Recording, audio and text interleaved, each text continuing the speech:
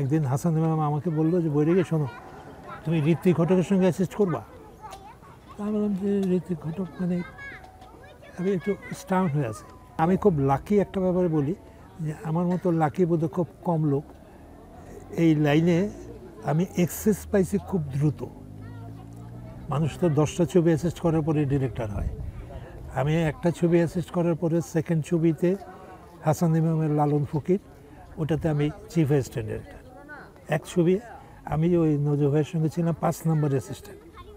আমার কাজ ছিল স্লেট নাম্বার লেখা দূরে আর এই যে গুছায় গাছায় দেওয়া। সে থেকে আমি হয়ে গেলাম চিফ অ্যাসিস্ট্যান্ট।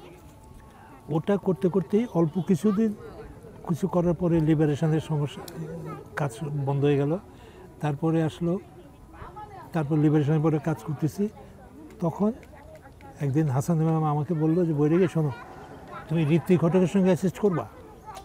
আমি বললাম যে ঋত্বিক ঘটক মানে আমি একটু স্টাউন হয়ে আছি। আরে কলকাতায় ঋত্বিক দা।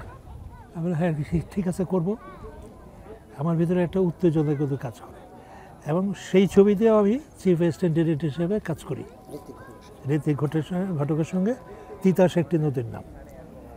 আচ্ছা, সেটার পরে সেটা শেষ হতেই আমার তখন কাজ নাই। উনি একসময় অসুস্থ হয়ে গেলেন, ইন্ডিয়া চলে গেলেন, ওনাকে ইন্দিরা গান্ধী নিয়ে গেল।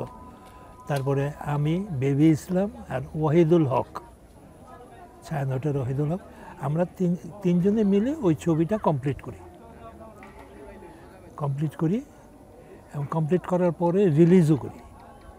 রিলিজের পরে ঋত্বিক দা সুস্থ হয়ে আবার আসলেন বাংলাদেশে। এসে উনি আবার দেখলে বলে ঠিকই আছে, একটু দু একটা কারেকশান, উনি আবার একটু দু একটা কারেকশান করলেন একটা প্রিন্টে। তারপরে উনি চলে গেলেন। তার কিছুদিন পরে তো উনি মারাই গেলেন।